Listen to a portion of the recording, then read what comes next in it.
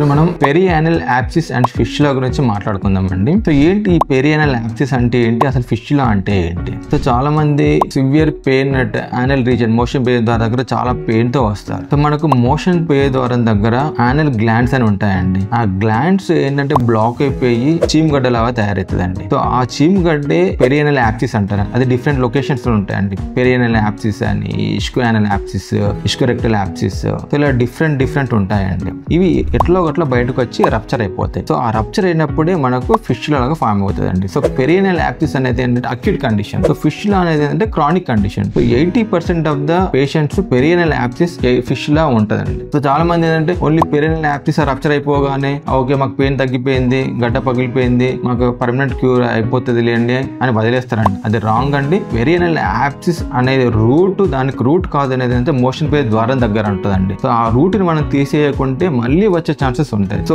అదే మనకు ఇంపార్టెంట్ అండి. చాలా మంది రప్చర్ అయిపోగానే ఓకే మాకు పర్మనెంట్ క్యూర్ అయిపోయింది డాక్టర్ గారు, మాకు నొప్పి తగ్గింది, మాకు మంచిగా ఉంది, మళ్ళీ 2-3 months 100% మళ్ళీ వస్తుందండి. సో ఇవి మనము గమనించాలి కంపల్సరీ.